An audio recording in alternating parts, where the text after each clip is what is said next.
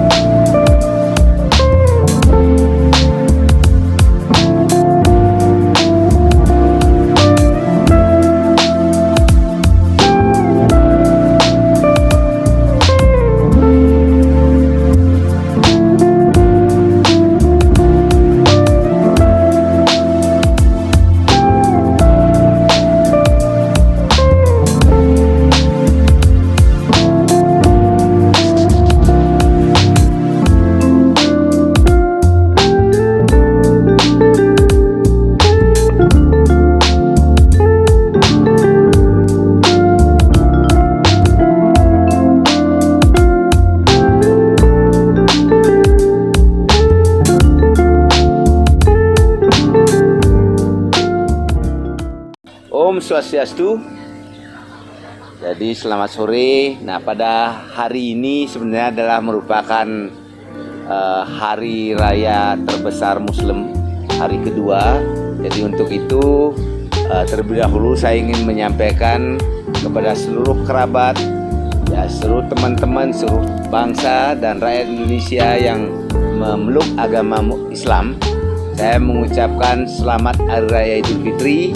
Ya, semoga dengan di hari raya ini betul-betul kita bisa mengatasi, mengendalikan dan tentu mengontrol seluruh emosi-emosi kita dan menuju pada arah kedamaian. Ya. Ya, Pak, saya senang sekali bertemu dengan Bapak. Boleh nggak kami bertanya-tanya, Pak? Baik ya. Pertanyaan pertama kami, Pak, mengingat penerbangan internasional ini sudah dibuka oleh Bandara Igusti Ngurah Rai, Pak. Tentang pariwisata, di mana pariwisata sekarang sudah mulai menggeliat, Pak. Menurut Bapak sebagai owner Doi De Pasar, gimana cara Pak memasarkan atau promosi pada Doi De Pasar ini, Pak? Baik, memang kita sangat berterima kasih kepada pemerintah ya dengan telah dibukanya penerbangan internasional menuju Bali melalui Pelabuhan Ngurah Rai, dan tentu dengan peningkatan pariwisata, khususnya pariwisata mancanegara ini, ya kami percaya bahwa pariwisata Indonesia, khususnya Bali, akan menggeliat kembali setelah hampir lebih daripada 2 tahun itu betul-betul kita dilanda oleh suatu permasalahan tidak adanya pendapatan untuk sektor pariwisata ini. Secara pelan-pelan memang meningkat, tetapi dengan peningkatan penerbangan melalui Bandara Ngurah Rai, ya tentu kami sekali lagi menyampaikan terima kasih yang sebesar-besarnya kepada pemerintah.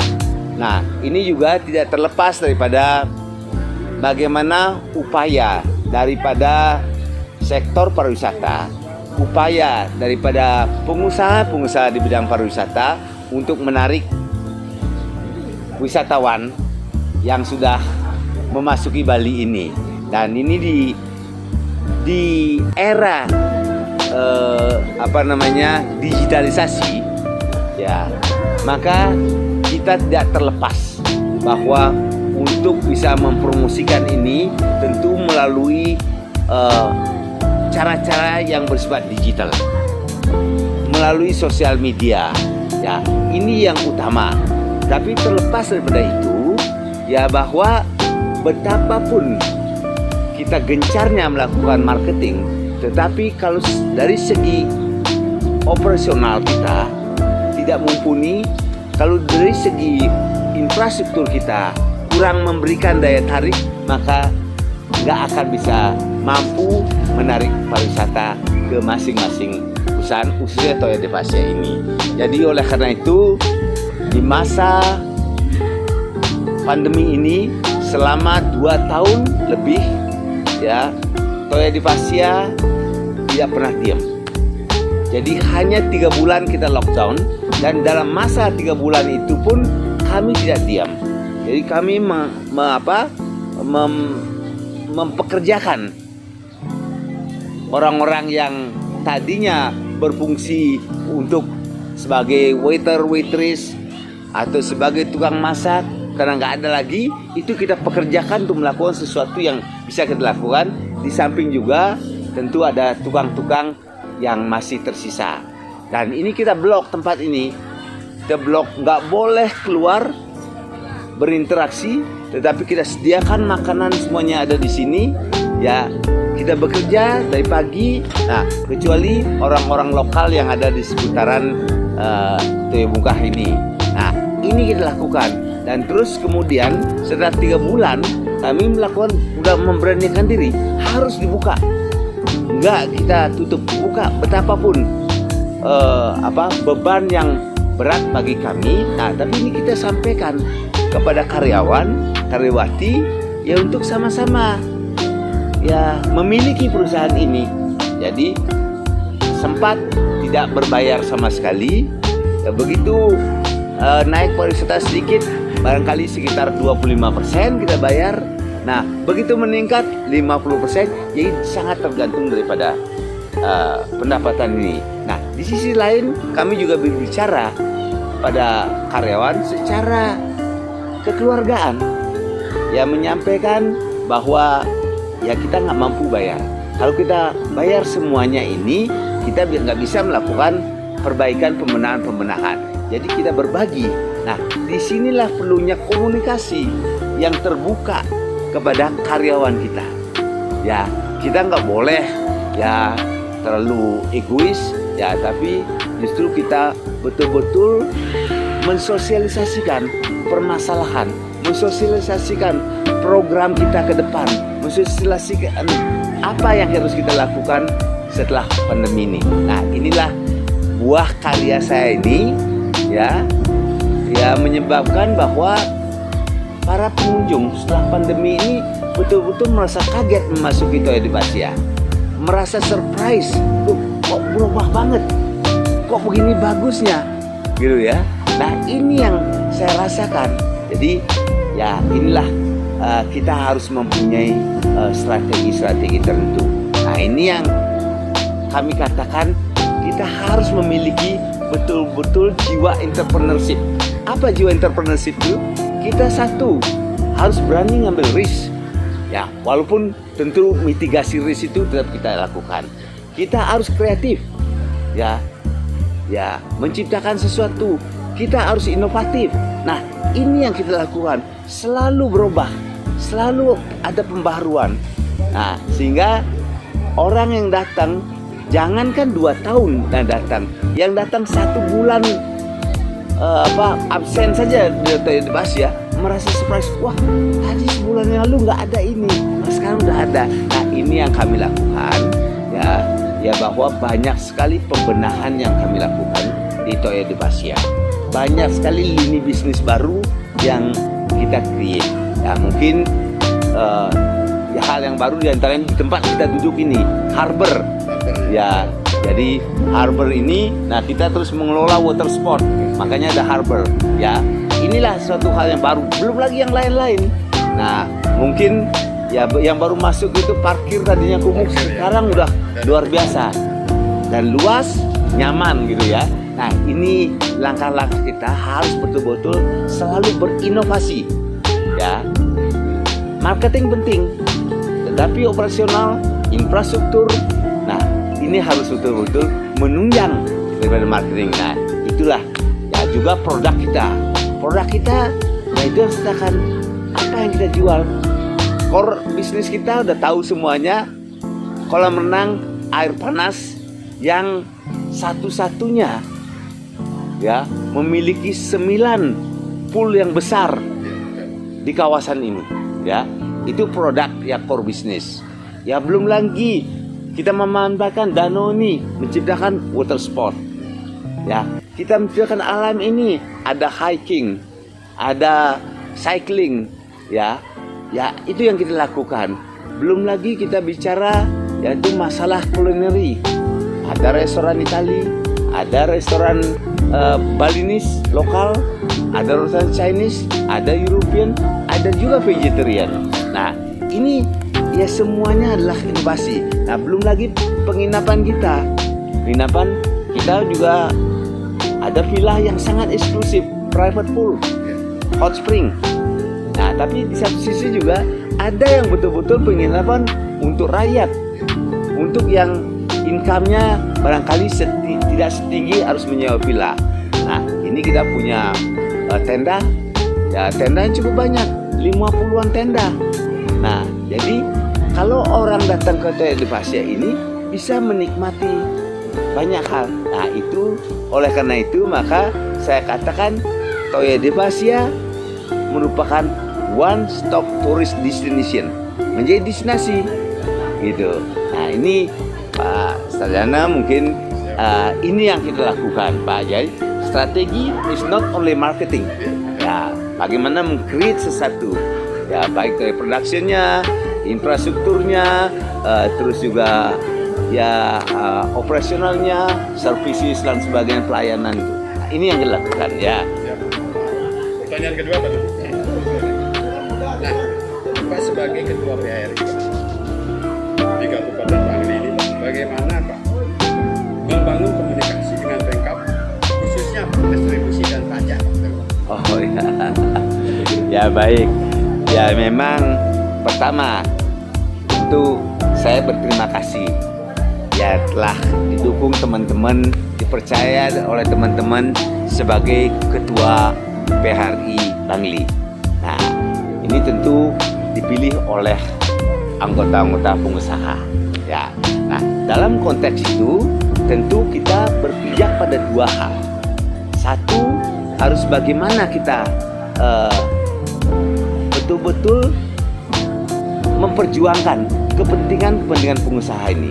Ya, kita bisa bekerja sama dengan Pemda, Pemkab, bagaimana membangun kawasan pariwisata ini.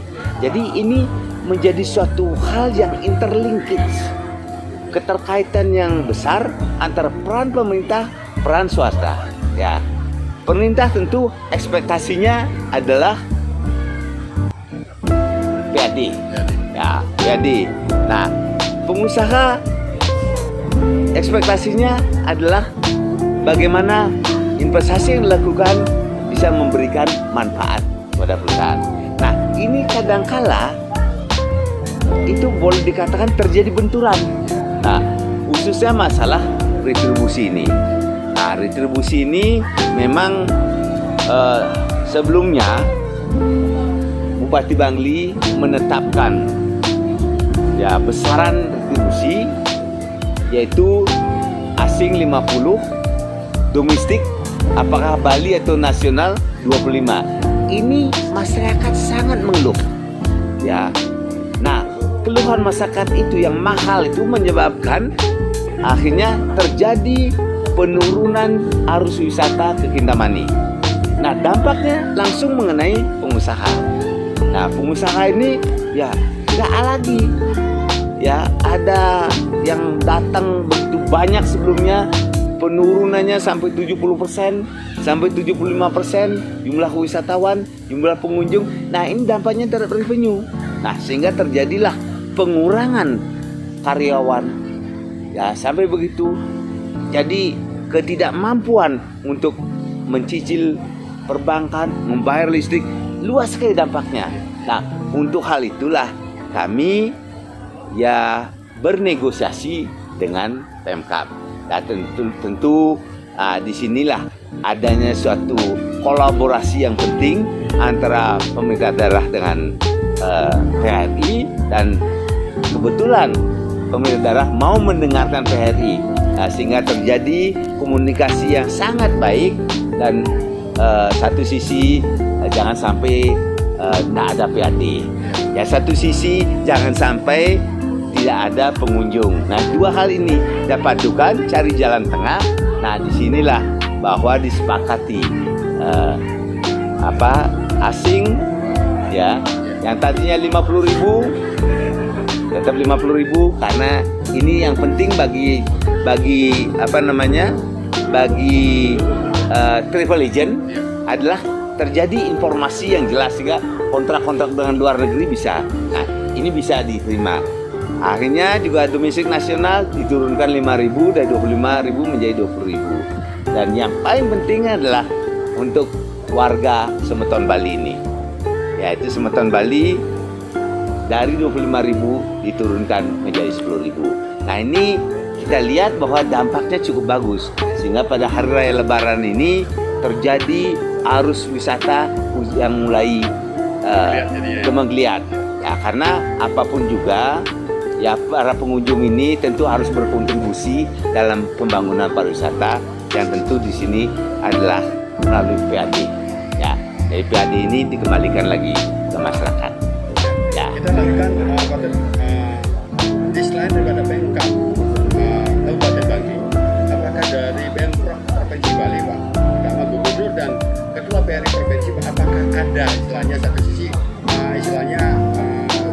perhatian khusus terhadap destinasi wisata di Kintamani ini, Pak?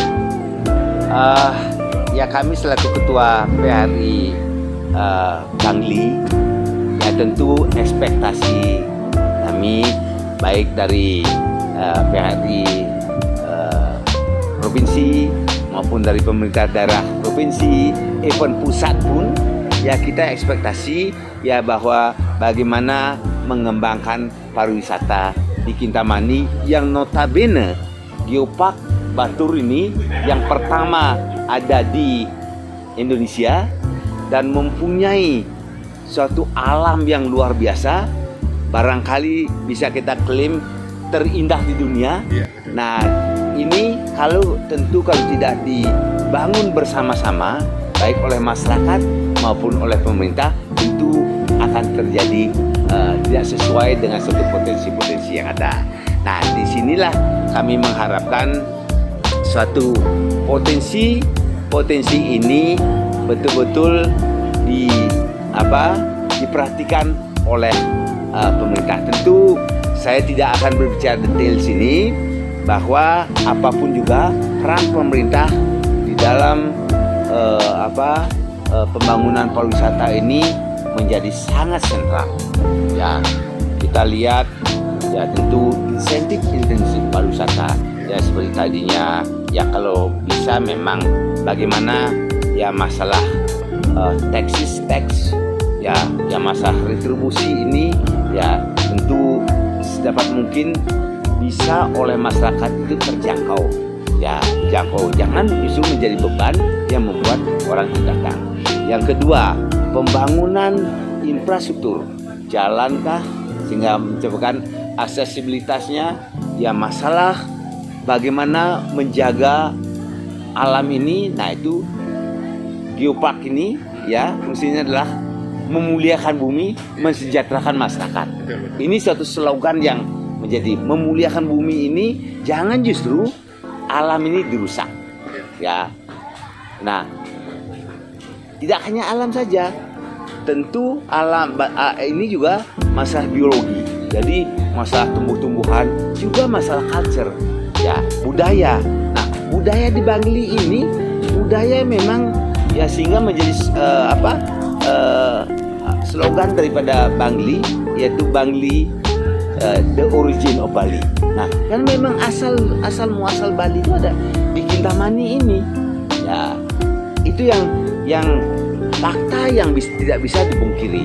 Nah, ini bagaimana kita menjaga, bahkan sedapat mungkin budaya ini betul-betul dipelihara, dikembangkan sedemikian rupa.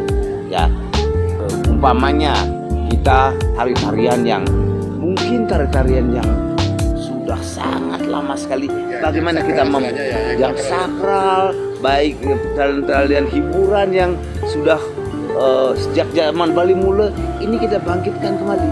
Nah, sampai suatu proses yang terjadi sekarang. Nah, ini yang perlu kita bangun. Nah, begitu juga kalau di sini adalah daerah ritual. Ya, kalau Pak Gubernur Sananggung Kerti, ya masalah ini kan menjadi suatu slogan. Ya, di sini juga warna kertinya, bagaimana mengendalikan hutan, Danu Kertinya, bagaimana kita menjaga air suci ini kan itu menjadi sesuatu hal ya. Nah terus juga ya kerti-kerti yang lain ini betul-betul ya gitu. Jadi apa yang program pemerintah provinsi ini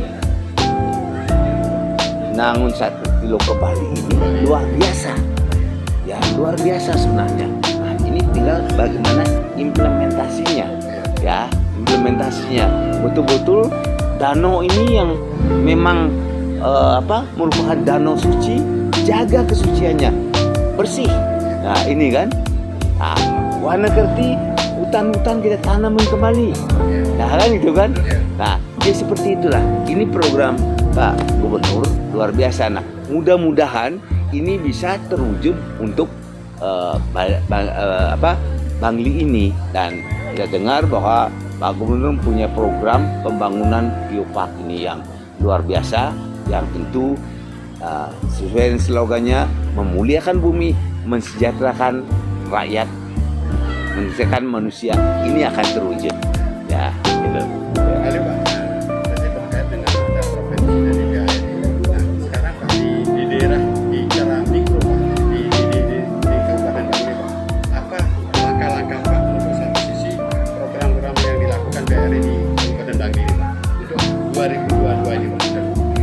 Nah, kalau kami di PHRI adalah memang ya karena sifatnya adalah merupakan suatu organisasi sosial ya daripada pengusaha bidang perhotelan dan restoran, yaitu tentu kita mencoba satu adalah betul-betul bisa menopang sejalan dengan program pemerintah untuk mengembangkan pariwisata ini, bagaimana meng-create satu kualitas pariwisata yang lebih baik dari segi pelayanan, dari segi makanan, dari segi infrastruktur. Nah, menciptakan kedamaian. Nah, sabta pesona itu harus kita betul-betul jaga. Nah, itu kan. Nah, ini kita basisnya adalah itu. Nah, bagi pengusaha ini tentu ada berbagai keluhan, umpamanya yaitu masalah perizinan. Ya ini ya kita perjuangkan lah. Ya dipermudah masalah perizinan itu. Nah, jangan hanya berkepentingan terhadap pajaknya saja. Ya pajaknya pungut, izinnya nggak diberikan. Ini kan tidak fair gitulah. Demikian juga masalah ya kita harapkan juga para pengusaha juga fair terhadap umpamanya ada pajak PHR yang 10% yang merupakan titipan dan kita tinggal memungut saja. Ini kita lakukan. Ya, juga hal-hal lain ya tentu ya bagaimana kita bisa mendorong pemerintah mengurangi biaya daripada pariwisata ini. High cost of tourism ini hindarkan karena ini membuat reluctances orang akan datang. Secara psikologis ya kalau udah biayanya memasuki suatu kawasan mahal, ya ini tentu wah tempat lain aja deh, gitu. Ya seperti itu. Jadi ini perjuangan kita untuk terus berkolaborasi dengan pemerintah, sehingga dengan kolaborasi ini satu, pemerintah memahami apa sih yang menjadi suatu sasaran daripada keinginan daripada pihak pengelola pariwisata. Jadi pengelola pariwisata pun paham dengan bagaimana bisa membantu pemerintah dalam membangun kawasan pariwisata ini melalui PAD, peningkatan PAD. Ya kira-kira seperti itu gitu. Luar biasa.